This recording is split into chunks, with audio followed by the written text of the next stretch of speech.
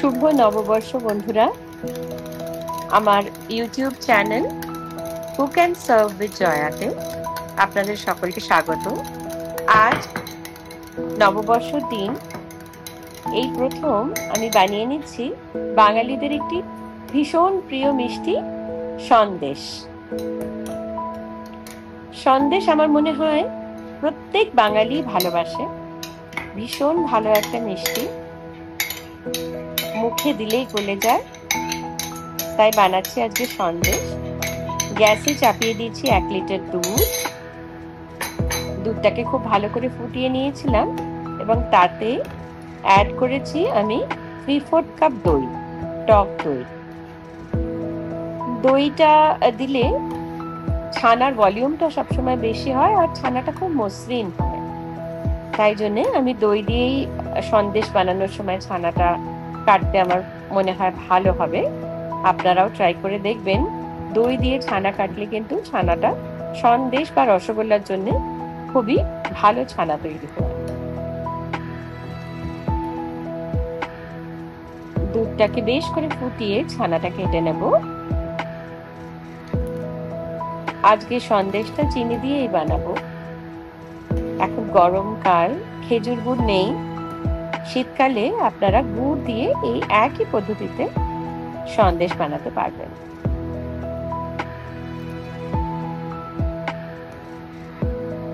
সন্দেশের সঙ্গে আমাদের সকলের অনেক স্মৃতি, বাঙালিদের ভীষণ একটা প্রিয় মিষ্টি, খুব সিম্পল। আর আমার মনে হয় ছোট থেকে নিয়ে বড় অবধি সবাই সন্দেশ খেতে ভালোবাসে, তাই বানাচ্ছি আজকে সন্দেশ। ছানাটা প্রায় হয়ে এসেছে, এবার আমি ছানাটা ছেঁকে নেব এবং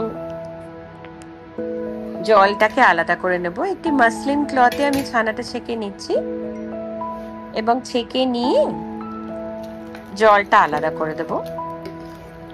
মাসলিন ক্লথটা বেঁধে ছানাটাকে আমি বেশ কিছুক্ষণ ঝুলিয়ে রাখব। তারপরে ওটা সম্পূর্ণ জলটা ঝরে গেলে আমরা ছানাটাকে মাখবো এবং রেসিপিটাকে আগে তৈরি করব।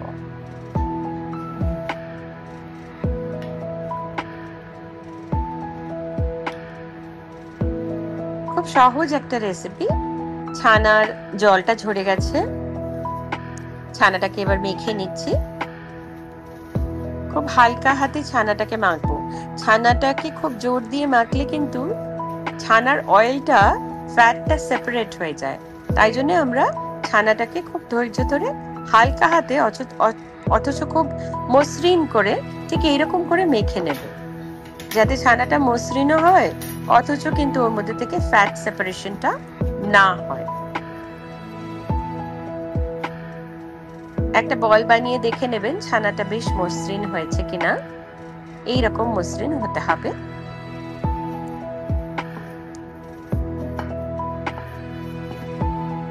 এরপর এতে দেব আমি 2 চামচ মতন ময়দা। আমি টিস্পুন ইউজ করছি। অ্যারাউন্ড 5 চামচ মতন গুঁড়ো করা চিনি। আমি চিনিটা একটু কম দিচ্ছি, আপনারা চাইলে আরেকটু বেশি চিনি দিতে পারেন। শীতকালে গুড় ব্যবহার করতে পারেন। দিয়ে দিচ্ছি 1/4 টিস্পুন এলাচ গুঁড়ো। এরপর আবারও মেখে নেব এবং এটাকে একটি ডোয়ের মতন তৈরি করব, একটা মন্ড মতন বানিয়ে নেব। তারপর আমি এটাকে গ্যাসে একটুক্ষণের জন্য রান্না করব।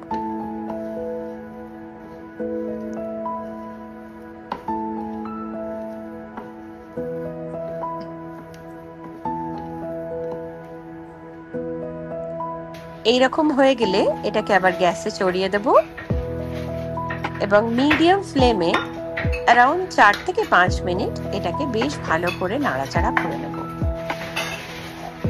আপনারা নাড়াচাড়া ততক্ষণ করতে হবে যতক্ষণ ময়দার কাঁচা ভাবটা আর চিনিটা সম্পূর্ণভাবে ছানার সঙ্গে মিলেমিশে গিয়ে এক না হয়ে যায়।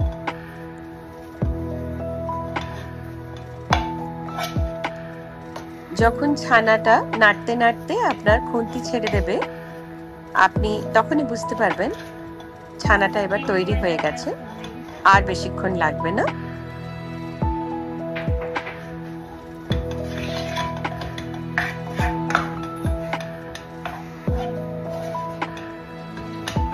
তিন থেকে 4 মিনিটের বেশি লাগে না, ম্যাক্সিমাম 5 মিনিট।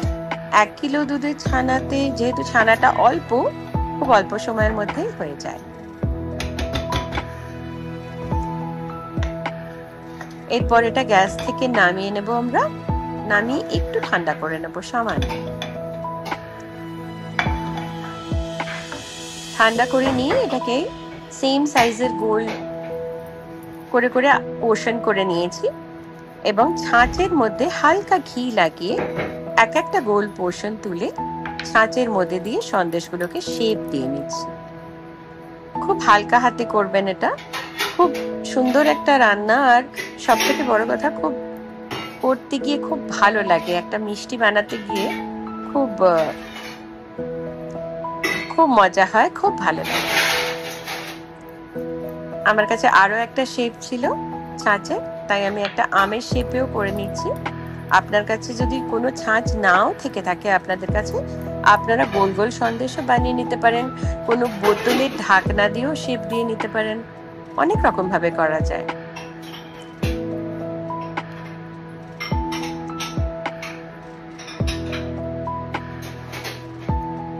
এটা আমার কাছে আমের শেপের একটা ছাঁচ ছিল, তাই জন্য আমি আমের শেপে এটাকে করে ফেলছি।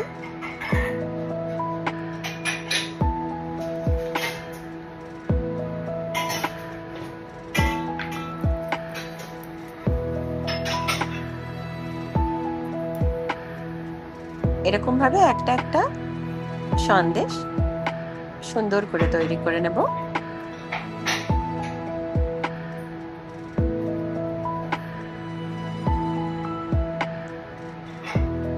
হালকা হাতে ওগুলোকে বার করে ছাঁচ থেকে রাখবেন। আমি একটা একটা করে বানিয়ে ফেলছি।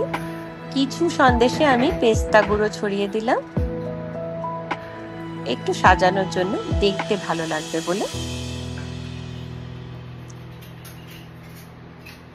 আর ওই আমের শেপের সন্দেশগুলোতে আমি একটু করে কেশর দিয়ে দিলাম, স্যাফরন। এইভাবে বাকি সব সন্দেশগুলো একটা একটা করে বানিয়ে ফেলবো। তৈরি হয়ে গেল বাঙালির প্রিয় মিষ্টি সন্দেশ। আপনারা ভালো থাকুন। আবারও জানাই শুভ নববর্ষ।